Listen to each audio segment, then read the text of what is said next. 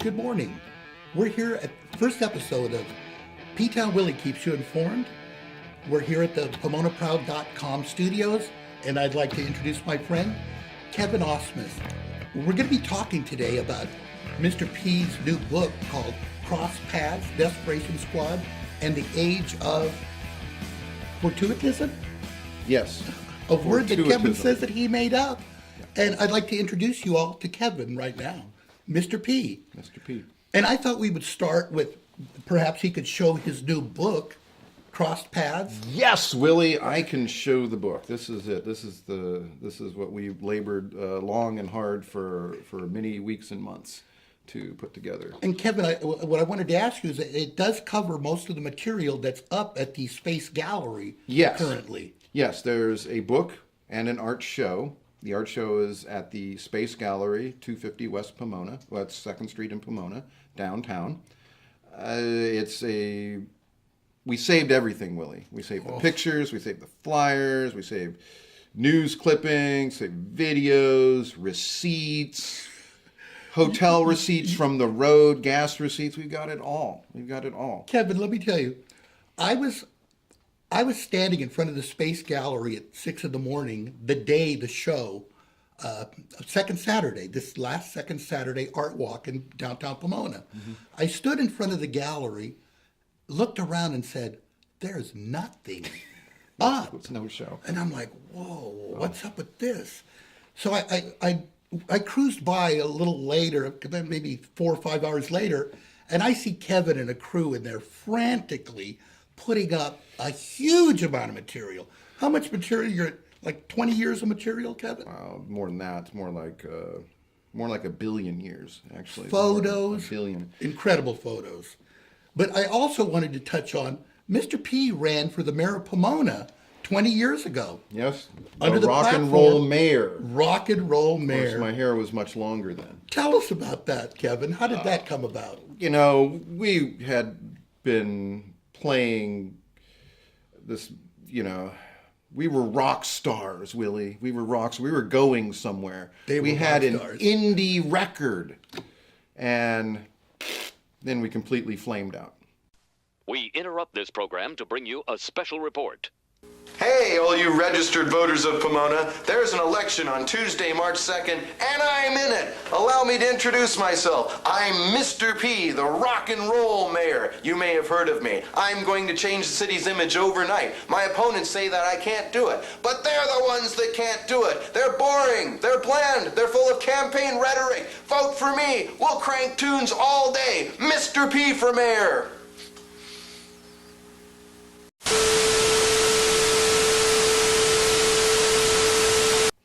And then, so we're at the bottom end of this flaming out. It's like, well, now what do we do? How could I get like a bunch of cheap, easy publicity for the band? One day I read the paper, the Daily Bulletin, and elections are coming up for the Pomona Mayoral primary. And I go, I live in Pomona right now. I can run for mayor. This will be the cheapest, easiest publicity could ever get in our entire band history. And it cost nothing. All I had to do was get 20 people to sign my little petition, and then I could run for mayor. So that's exactly what I did. It's that easy, Kevin? It was that easy then. This was 1993, late 1992 into early 1993. So suddenly I'm on the ballot, and I'm getting letters from voter registration firms and political advisory groups, and being invited to, for example, the Central Business District downtown informal get-together and the candidates forums. And somewhere in all that, I realized that I had to come up with some type of platform to really just knock everything together. And it turned out to be the rock and roll mayor platform. I was like, I'm in a band. Awesome. I have hair down to my butt. I'm gonna bring some rock and roll into this town. Because I don't know if anybody knows this about, especially the Cross Paths covers most of this. There was, in the earliest 80s, a very vibrant, very underground arts and music scene. The nexus was this place called Arts Building, which was way down on 2nd Street where the university is now. That's where the Buffums and everything was, the Christian Science Reading Room. I do The remember. Arts Building was next to the Christian Science Reading Room, and art would have this display window with bloody mannequins and just all these vestiges of very high-level conceptual art right next to the Christian Science Reading Room. So that was a lot of fun. But most of the very highly creative types congregated around Arts Building. We were there with our band, Nixon's Revenge. The but hipsters. also very, very famous bands of the day, and notorious bands like Roz Williams and Christian Death were also there. And various. So it was just a crazy. Everybody could go to Arts and hang out. Art had just a hands-off policy on everything. And so that's where it starts for us. Mount Sac comes into play. Diamond Bar, where we grew up. Pomona, where we went to school. It all plays a role in the roots of the band. So they're deep here in Pomona. They're deep in Pomona. People kind of like figure, oh, you grew up in Diamond Bar. That has nothing to do with Pomona.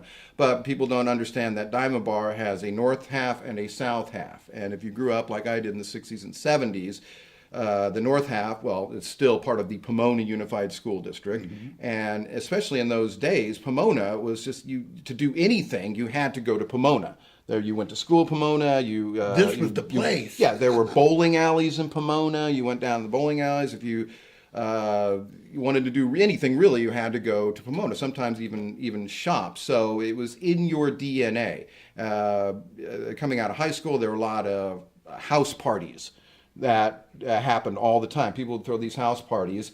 And my friend from high school, Alan Waddington, he joined a band called Stratus, and they were the house party kings of the Pomona Valley. When they played parties, hundreds of kids would show up, these backyard keg parties, and just everybody was having fun, hooking up. It was a really great scene. They would play this Roadhouse bar down on Gary Avenue. It's like the building is still there. It used to be called The Connection, and now I remember it. Yeah, The Connection. And in those days, there weren't that many bands, so they have to play like 3-4 gigs a week. Wednesday, Thursday, Friday, Saturday, something like that.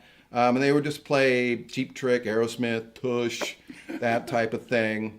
And so they were like these big, huge, good-looking rock stars. And then over here was us, and we were kind of like these pimply, kind of ugly-looking, I had a wannabe crush punk rockers. But I must say that at the time, also, I was involved at Mount Sac at the radio station, doing at a KSAK. I was Mr. Before P my time. on the radio, and that's what I was going to be doing. I wasn't really that, I'm going to be in a rock band. I was going to be a DJ. And I was going to spin the tunes instead of trying to make the tunes. That didn't work out either. Eventually, we found a song that we really liked, and that became the basis for the band Desperation Squad. What was your first hit? Well, our first hit was That special little thing that you do to me. Keep loving it, keep wanting it, don't you ever take it away from me, that thing. That's before my time, Kevin. Well, here, I'll show you a picture, if I have it, of the band. Well, show us what pictures you do have. Oh, I thought I had the picture of. Here's a very key picture. This is one of our first publicity pictures. This is at the bus stop that was just outside the guitar store, just down the street on Town and Holt, Guitar Store, which was also a creative nexus in those days. And this was our first publicity shot, and we're all there looking very young and naive. Kevin, I do have a question for you, though, before we go any further. How did you fare in the election? Because I've never really heard. I mean, I'm sure you got a few votes. A few votes. I did finish ahead of the homeless candidate. Ahead of the homeless. homeless? There were 8 candidates. I finished ahead of the homeless candidate. Oh, there was a homeless candidate? I believe that he was homeless. Yes. Only in Pomona. Only in Pomona. Only in Pomona. He had a good idea. What he wanted to do, he wanted to establish poultry farms that were located right off the railroad tracks. You know, also I wanted to remind everybody that the show that Kevin's talking about, Cross Paths, Desperation Cross Squad, Paths. and the Age of what is it? Fortuitism. Fortuitism, a word Fortuitous. that Kevin says he made up. But I did Google it, and there was a definition. I want to remind everyone that it is up right now at the Space Gallery, and you do not want to miss this show. Until June 6th. It's incredible. So by hook or crook, make sure you get out to the Space Gallery, and it's located in between the Glass House Record Store, or I should say it's right next to the Glass House Record Store and the Glass House. Don't miss it. Sorry about that, Kevin. Let's get back to the book, and maybe we can direct a little more of our attention over to the show at the Space Gallery. Well, what we wanted to do, so I'm not a hoarder. Really. Judging That's a by whole that different. show, That's a whole different show. Judging by the show, I would. But probably, I'm the kind of guy that saved everything. If I made a flyer for the band, I would save it. If somebody gave me their flyer for their show, I would save it. Yeah, I after saw a lot 20, like 30 that. years, you have quite a sizable collection of these things. Pictures, flyers, whatever, newspaper clippings. A couple of years ago, I decided I really needed to organize these things and at least put them in a chronological file on my computer. And That must have been a and I had daunting this, task. and I would keep showing everybody, and they're going, "Yeah, who cares?" Right? Until one night, I showed our friend, and you know her, Nicole Frazier. Yes, I do. Okay. So Nicole saw this, and she goes, "Oh my God, that's got to be a show." And I go, "You're right. It really does. That's what I thought." So it was her idea. Well, yeah, and in a way, it was her motivation to make this a show, because she went straight down practically the next day to the Space Gallery, talked to Christina, set up a meeting. We all got there and met. Everybody thought it was a great idea, and that's when we decided to put this together. Then I said, well, if it's going to be an art show and there's going to be a book, because I was there at the gallery. Did the book already exist? No. We had to write it as we went along. Everything we were doing like completely on the fly. So the show and the book kind of... It all kind of came together. But I'll tell you something about, I've never done an art. I'm not an artist. I'm not a painter. I've never done an art show before. And what I discovered, there's just 2 time frames involved with an art show. One is that whole time before the show where you have too much time. Putting it up. Yeah, you have all the time in the world, so nothing gets done because you can do it later. And then suddenly, overnight, it seems like you have no time. Okay? And that's what we found ourselves in the last 3 months. That's why you saw me furiously putting stuff up. And they didn't do it overnight. They did it in one afternoon. And it's an incredible amount of Actually, stuff. yes. Virtually with the 16 hours before. It was 1 a.m. the night before. And we're there, and Bob Jones, our guitar player, there, and a couple of friends of ours helping out. And we had this great idea where we put double-sided tape on the pictures. And we put a couple up, and it's going, we're doing it. And then one by one, they started falling off the wall. And that's when I started to panic. Now, it might have been because I'd had too many beers to drink at that point, but I realized this is a disaster. I've been telling people about this show for months. How many people were there, Willie? Like hundreds and hundreds of people? It was They elbow came to this elbow. close to going to a show where there was nothing up on It was the wall. elbow to elbow. And I go, and then shortly after the panic, I go, well, I didn't come this far to just completely blow chunks, so I better get it together now, right?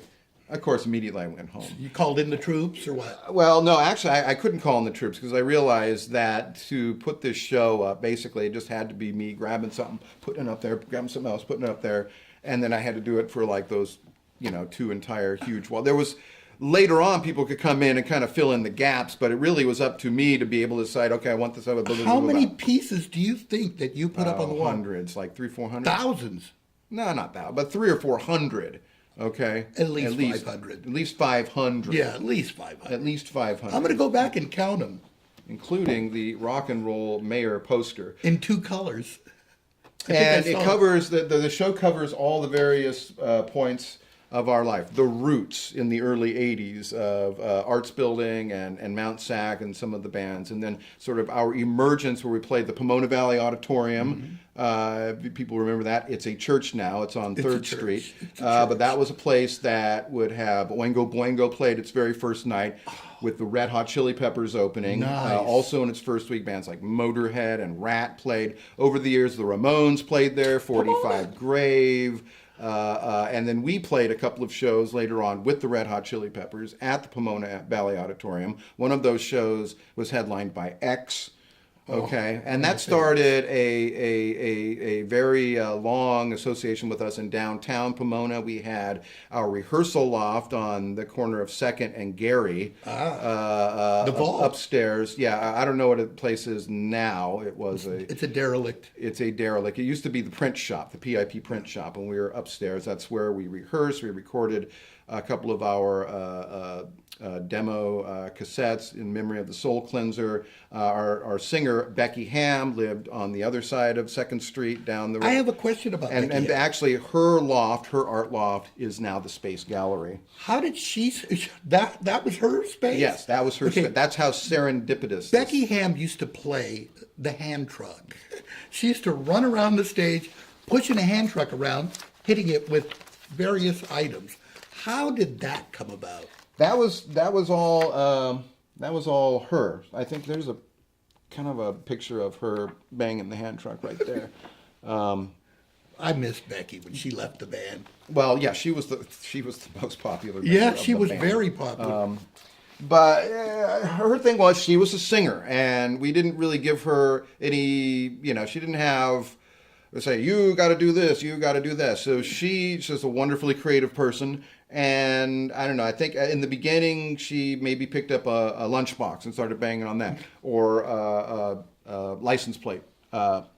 But in the end, somehow, one time she just wheeled in this hand truck and she started banging on that, and that's what everybody loved, stuck. And also a dustpan. She would, those two things. But she was such a great physical presence on stage, and I remember in the very beginning when she came on, and a couple of my friends pulled me aside and said, "Kevin, you gotta like put the clamps on her. She's upstaging you." And it's like, who cares? Who cares if people are coming to the show and they love what they see? It stays in. I don't care. And again, she was easily our most popular member when she was in the band, and it was sad that when she left. But when she left, we started going in another direction that we might not have been, which wound up being the Warped Tour direction. But that gets a little ahead of the story. How many Warped Tours did you do? Well, we did 2, and they both ended in disaster. But, Okay. How did I Got the Nicest Ass in Rock and Roll start? Oh, well,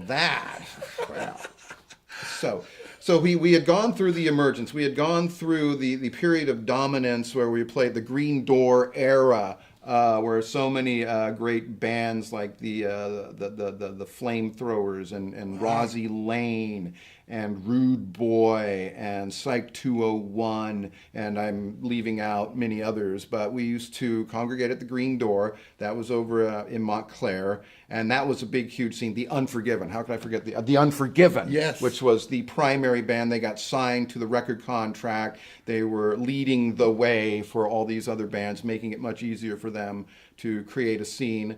And then that era passed, and then we made our huge CD, Outer Space Records, Hot Diggity Dogs, which had very great hopes, and it was going to lift us into this level of being mega rock stars. Mega rock stars. And it didn't quite happen. I don't want to explain that too much, but it's in the book, which you can buy on Amazon, yes. I think. Plug the book, Kevin. Plug the book. And ran from air.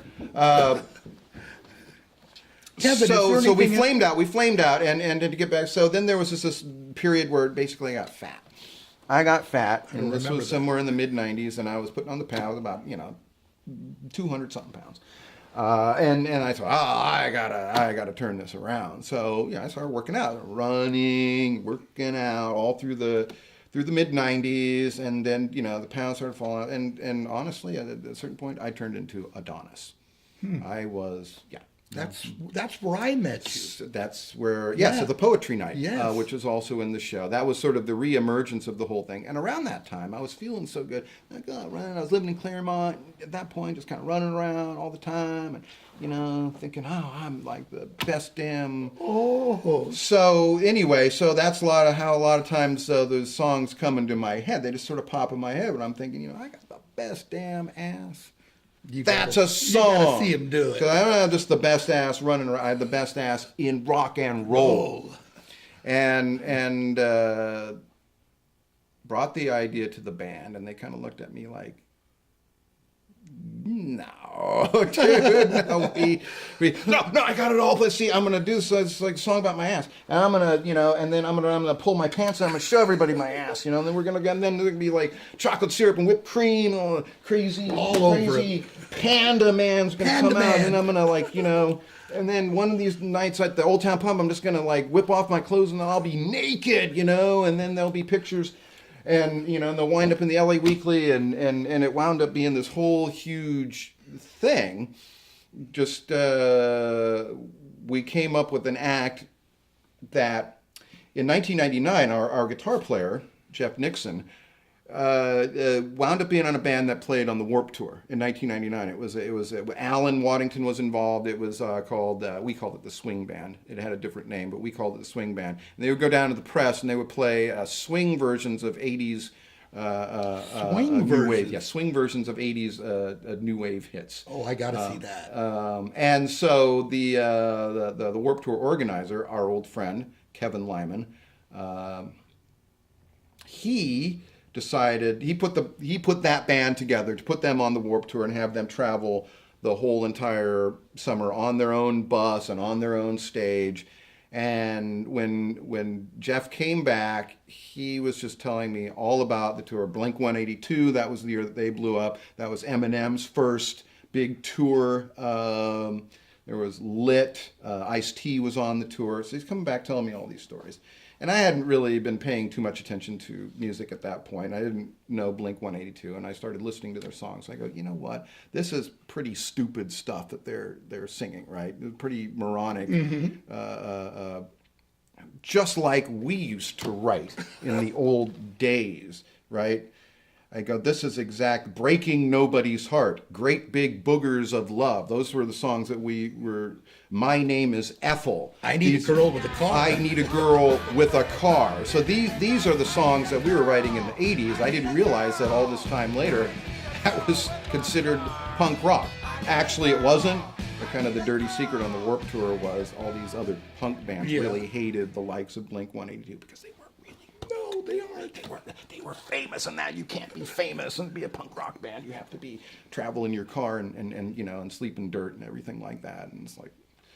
So when I realized that, and then I realized that, we needed a direction. We needed a direction to go. And I thought, okay, so if this is what punk rock is now, we can do that. But if all these bands, we're already geezers at this point, if all these bands are going to be half our age, then to get anybody to notice us, we have to be twice as outrageous. Yes, and you were. So we put together this act, maybe in the back of our mind thinking, someday we'll get on the Warped Tour, but it wasn't like, wow, we were just doing it just to have fun. And suddenly, at the beginning of 2001, I get a call from Kevin Lyman saying, well, what are you doing this summer? I'm thinking, is he going to ask us on the Warped Tour? And he did. And it was the same deal, where we would get on a tour bus and we would travel the whole entire time. But this particular invitation was fraught with problems and controversy almost from the beginning. Why is that? Well, he wanted to, that particular year, he had found these people up in San Francisco called the Incredibly Strange Wrestlers. And they did this act, and they would do it at the Fillmore. It was like lucha libre on acid. They would have all of these crazy wrestlers, El Pollo Diablo and the Poontangler and the Cruiser and their most famous, or Mextasy. He's Mexican. He's on ecstasy. He's Mextasy. And El Homo Loco, because it was San Francisco. They would stage these incredibly crazy shows at the Fillmore where they'd been punk rock bands and they put a wrestling rink in the middle of the arena and do these things and have this guy Count Dante be the announcer, and he was totally hilarious. And they would have these people bringing in tortillas, just flying tortillas all over the place all the time. Just flying tortillas, and they'd sweep up the tortillas.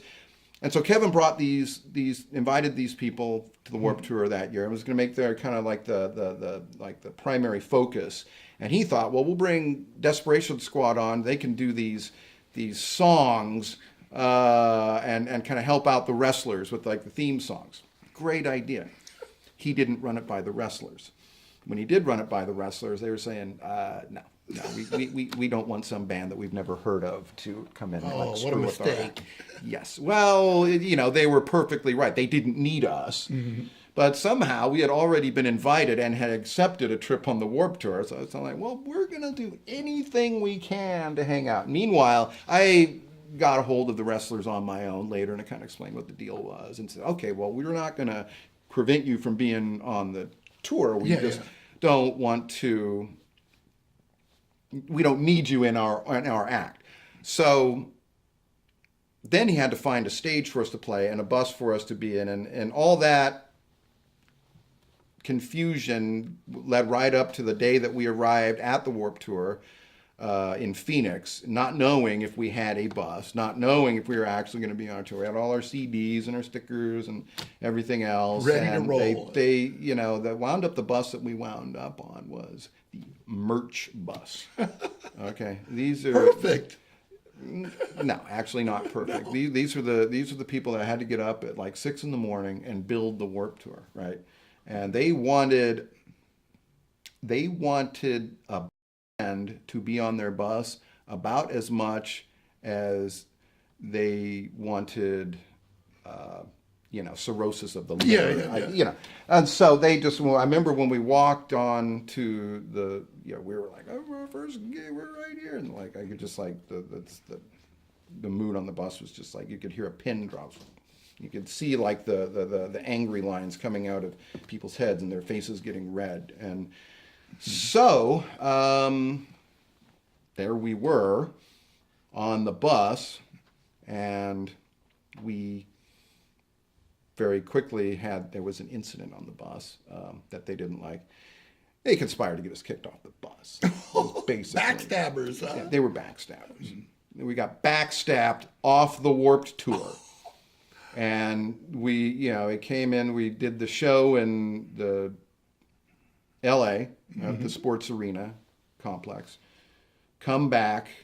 I was out watching bands. I come back. All of our friends are having this big old party by the bus, and I come back and everything's dead quiet. I go, what's wrong? He says, well, we've been kicked off the bus. Kicked off the Warped Tour. And I thought, okay, so Lyman comes up to me and is, I'm sorry, I gotta do it. He's explaining all this BS. He didn't have to do it. We didn't have to be kicked off. So you did one performance? Well, no, actually we had done like 3 or 4 at that point. But what they had done is they had arranged a stretch limo to take us home. And sad, like I said, it's the only time I've been in a limousine. And so that was much easier to kick us off in LA than San Diego or Fresno. But then I realized, okay, so I'm standing there. I go, this is my first big national tour, and I've gone no further east than Phoenix. No, this is baloney. We're going to figure out a way to stay on. I go, Kevin, we're only kicked off the bus, right? Yeah. We're not kicked off the tour. Yeah. He's, oh, yeah, you can come back. He didn't believe we were coming back. We came back. We rented a Ford Expedition, and we loaded everything on top, and we head out to Salt Lake City. This was a week later. And then, as we're driving down the 10 freeway in Ontario, we kind of noticed that stuff was flying. No way. Yeah, somewhere we have video of us like on the freeway, parked on the side, trying to find our stuff like on the side, and then We had to pull over. No, the when you truck. say stuff, what do you mean? Like your clothes or like equipment? Yes, the clothes and equipment, and we're pulled over on the side of the road in the emergency, like kind of walking, trying to find the stuff that This is people are ours. on. This is ours. Yeah. So when we came back, we did a whole another month on the tour, and that's when the whole thing came together for us. Because even though we were on this like really crappy side stage, the Ernie Ball stage, where they're having local battle of the bands, nobody would come over, just kind of like the freak kids that wanted something different, didn't want to see Rancid or Pennywise or anything like that. They came over and watched us, and our act developed with Panda Man, Bikini Girl wrestling match, and the best ass in rock and roll and all that, and became a big hit on the tour. However, in the days before social media, there was no way for us to capitalize on it. Nobody was throwing videos of us on the internet or anything like that. So it wasn't like, people were coming at subsequent stops and saying, well, I've got to see the Crazy Band. We just kind of existed for the moment, as we have in our entire life, just for those people that saw us at that moment. Are you guys still together performing? Occasionally we perform. Occasionally we perform. We've, due to various reasons, we've slacked off in recent years, but we're still raring to go if the price is right. If someone wants to book us for a music festival, we're there. They're down. We're Kevin, I know we're running a little short on time now. We're short. And I know you've got places to go and things to do. Right. So we're going to kind of wrap this up, but I would like you to hold up the book one last time and give it a plug. Yes, and it also has the story about Taco Truck, which we didn't mention, and how that has been this poem song that we wrote. Really, the thing that got us in the most trouble in our entire lives. So, Taco Truck. Oh yeah. Well, we're going to have the Kevin back. The kids love throwing the tortillas with the club owners. They do not like it. I loved it. We're going to have Kevin back again another time after everyone is gone to the Space Gallery, seen the show. We've got social media now. And I know that he is eventually going to become a mega rock star. Thank you for joining Kevin and I this morning on the PTown Willie Keeps You Informed show. Don't forget to go to pomonaproud.com, and the video of this should be up pretty soon. You should be able to get the audio in a few days on SoundCloud. Thank you and good morning. You're looking Thank you, Kevin. spiffy, by the way. Thank Willie. you. You're really, really nice.